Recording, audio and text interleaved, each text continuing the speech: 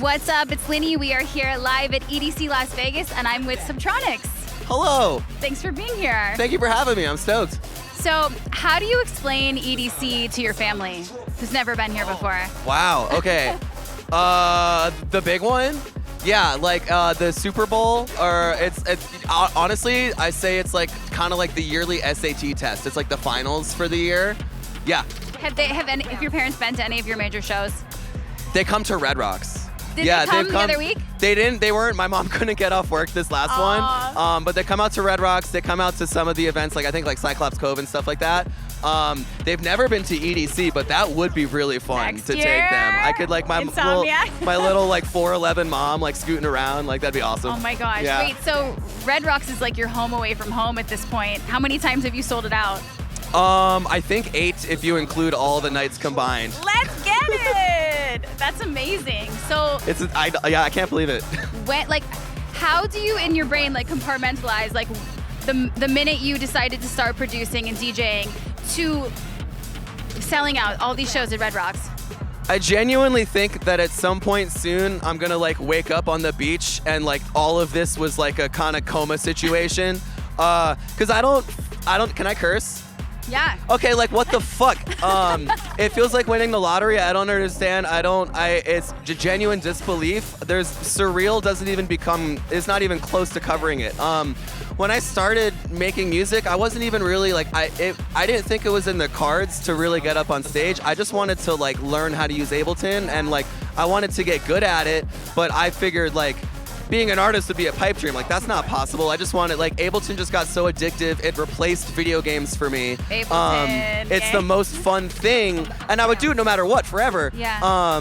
But the fact that it's gotten this far is so genuinely beyond, I can't even begin to wrap my head around it. I probably shouldn't wrap my head around it, really. But I mean, it is 1,000%. Like, it's just people supporting, and it's the fans, and it's Cyclops Army, and like, we are all a big giant family together. You deserve it all. Thank you, I appreciate it. But it feels like we've just built a community together.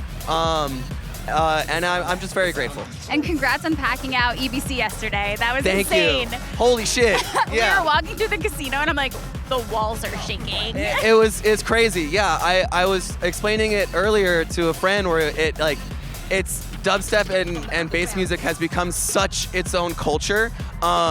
And I feel like there is this like establishment dance music, and we've kind of been the kids in the corner, the weird nerds for a really long time, and it's fucking so cool that the community has grown.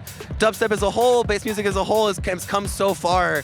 There's so many other incredible bass music artists that have residencies now. Like, that's mind-blowing to me that it's reaching that far and casting a net that wide. It's very cool. One thing I've been super impressed with is how your fan base is very accepting of you experimenting with Thank God. styles and emotions. Yes. I've been trying to curate that from an early start. I mean, I've always liked many different lanes of music as a whole. So I've always, to me, making songs is just reflecting my own personal taste outward. And because I like so many different things, my output is just naturally going to be a bunch of different stuff.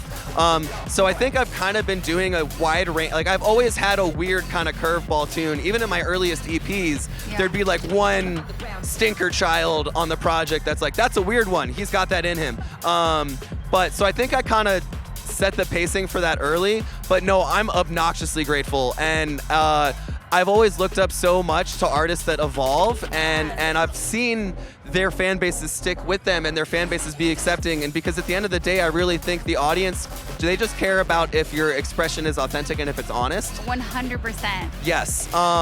So I just make what I really like, and I just have faith that if I really love it, that the people who've been following along, and because if I like every song I make, and they like the songs I make, so if I like this one, they should like this one, right? 100%. So I'm just gonna make, and I'm not gonna put it in a box or put any rules on it.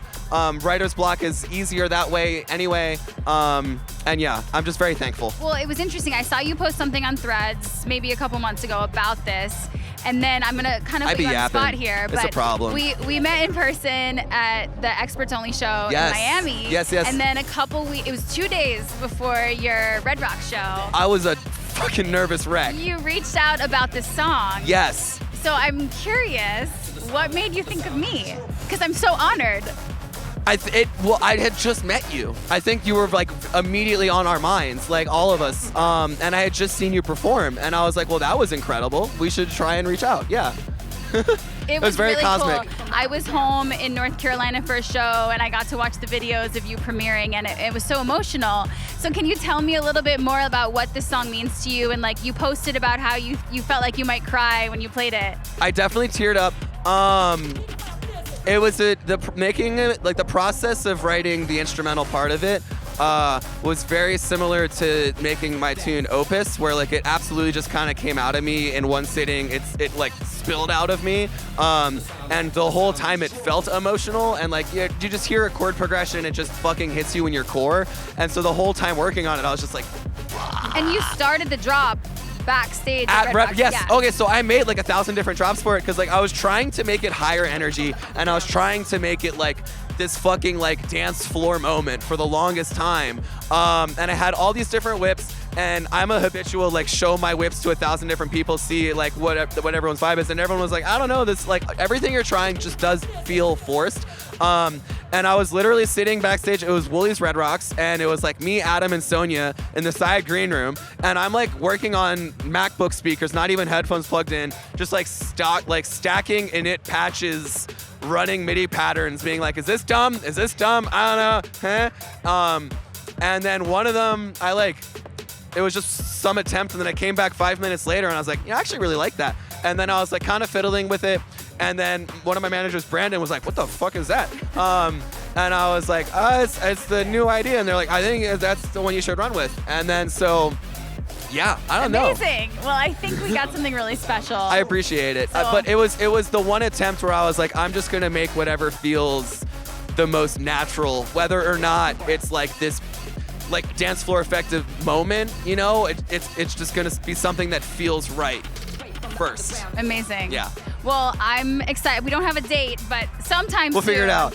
Thank you so much for being here. Thank you for having me. This was so much fun. I hope I didn't ramble on too much. No, this is perfect. We're so excited to have you on the couch. It's very cozy.